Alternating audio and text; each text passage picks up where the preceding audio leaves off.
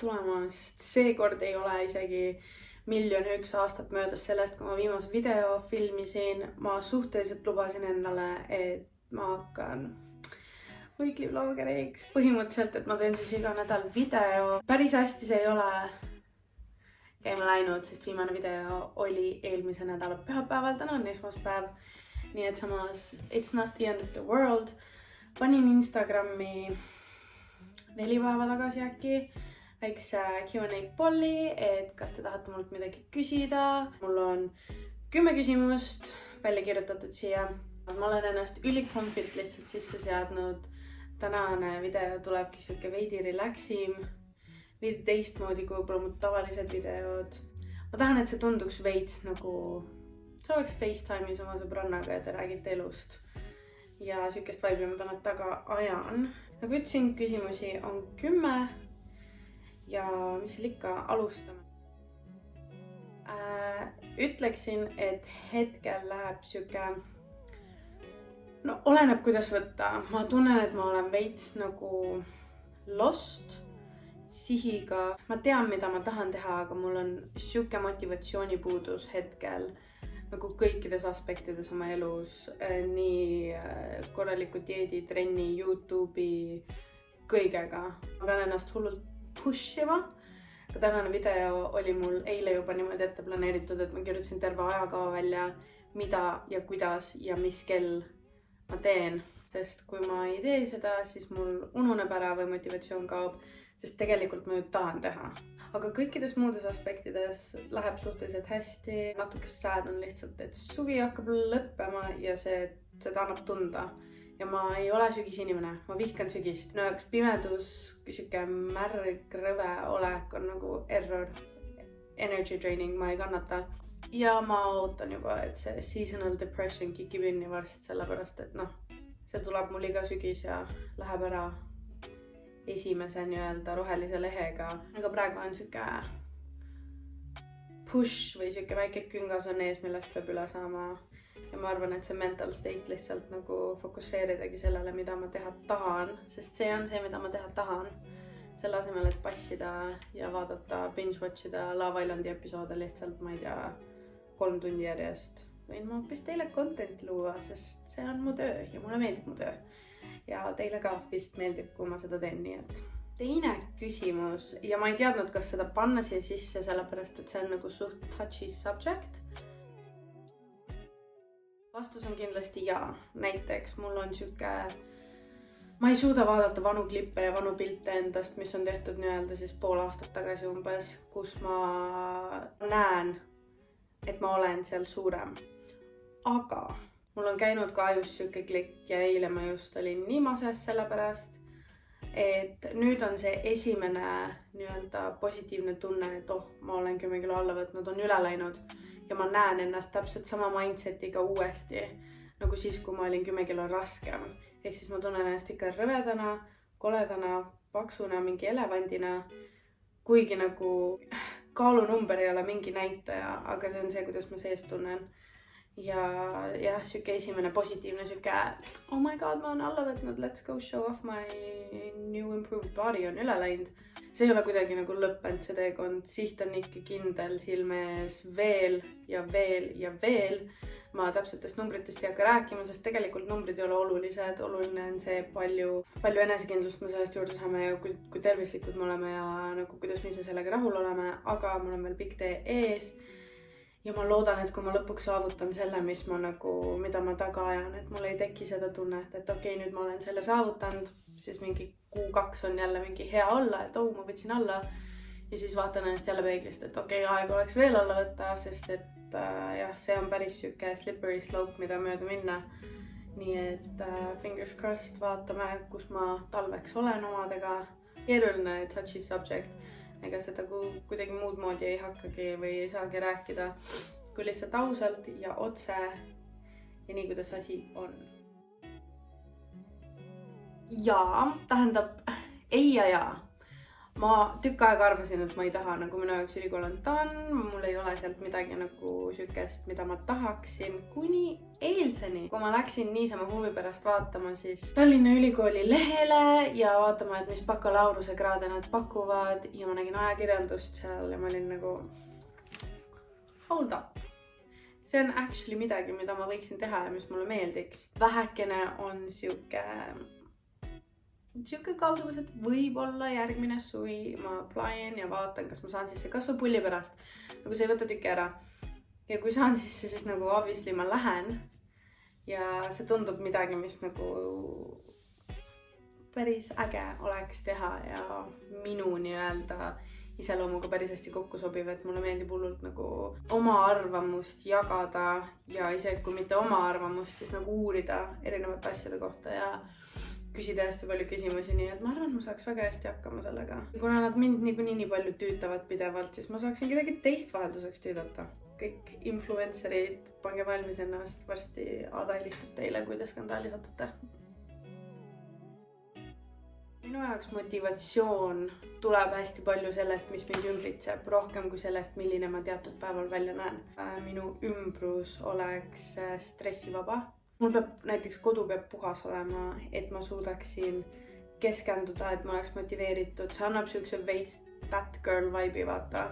Et kui mul on nii-öelda, mu ümber on kõik korras, siis mu aju on korras ja siis mul saabki see motivatsioon nagu, seal on rohkem ruumi kasvada mu ajus. Nii et kindlasti esimesed asjad. Pisikesed sammud, kui sul motivatsiooni millegi jaoks ei ole. Pese nõusi, tee voodi ära, käi duši all, mine vanni, tee näomaski, hoolitse veits enda eest. Minu jaoks on kõige tähtsam, et mul oleks nii-öelda mitte ainult mu ümbrus korras, aga tihti ka mina ise. Isegi kui ma kuskil ei lähe või mingi plaan peaks tulema, et ma olen kohe valmis sellel nii-öelda härjasarvist haarama. Ja megalt, mis mind motiveerib, nagu ma rääkisin enne, et kirjutangi bullet punktidena, see kõlab nii imelikult, aga ma olen siuke hästi visual inimene, mul peab olema ette kirjutatud mida, kunas ja kuidas teha ja siis ma suudan ennast nagu kokku võtta ja need asjad ära teha. Kui ma lihtsalt mõtlen, ma homme teen seda, siis ma üldjuhul ei tee. Ma ütleks, mul iga kuu on väga erinev. Mul ei ole otseselt mingeid faktoreid, mis mõjutaks, kas ma olen vaimselt paremas seisus. Minu jaoks ei ole lihtsalt lineaarne üles tee, vaid see on nagu künklik. See on üles alla, mõni kuu on hea, mõni kuu mitte nii hea. See kuu ma ütleks, et ma isegi ei oska võrrelda, sama. Aga mitte kuidagi halb, see ei tähenda, et see halb on. Tuleb veits leida ise ennast. Ma ei tea, minu jaoks nii palju mõjutabki see, kas mul on hea kuu või mitte see, kui palju ma olen suutnud korda saata selle kuu jooksul. Loodetavasti, kuna täna on 2. august, siis augustikuu tuleb parem nagu selle koha pealt, et ma olen rohkem korda saatnud ja teinud ja proovinud. Et isegi proovimine, nagu proovi parem olla või teha paremini asju. Ja siis on juba minu jaoks nagu kuu skaalal parem kuu olnud kui eelmine, if that makes sense. 6. küsimus ja see oli minu jaoks nii fun, sest ma pidin tükk aega mõtlema vastust sellele. Kõige basicum vastus, mida ma arvatavasti teeksin, oleks kuskil teeninduses, sest ma olen terve elu põhimõtteliselt teeninduses olnud. Mis siin toimub? Tõmban normeks. Kui ma ei teeks YouTube'i, siis ma ei oleks nii-öelda selle töö pealt ära tulnud, aga kui ma mõtlen siukses perspektiivis, et mis võimalused mul tegelikult nüüd on, siis kindlasti tahaks kuidagi veel meedia ja kõige sellega seotud olla. Ma tahaks intervjuusi korraldada. Mulle hullult meeldib lobiseda, mulle meeldib hullult infi koguda, nii-öelda ja ajakirjanik siis olla. Mulle meeldib ennast proovile panna, nii et võib-olla prooviksin näitlemist või saatejuhtimist. Ja ma arvan, tegelikult saatejuht oleks üliäge. Ma saaks üli hästi hakkama ka, nii et ma ei saa aru, miks keegi peab oma saatejuhi tööd pakkunud. Ma räägin hästi palju, ma ei karda kaamerat ja ma ei tekita kunagi awkward silence'it, nii et hit me up. 7. küsimus ja seda küsimust reaalselt oli mingi 5 korda küsitud. Lähiajal omale teadaolevalt ei, ma ei ole kutsutud kuskil saatesse. Hetkeseisuga ei. Ma ei tea, kas see nüüd püsiv ei on, sest et selle tööga ja selle ala peal, kus ma olen, ei tea kunagi, mis nii-öelda et tulla võib või mis sulle pakutakse. Äge oleks midagi veel teha, aga ma ei tea ise ka mida, et see väga oleneb, et ma mingi Rannamaja laadset saadet kindlasti enam ei teeks, aga you never know, mis pakkumisi võib tulla, nii et lähiajal kindlasti mitte, aga in the future maybe.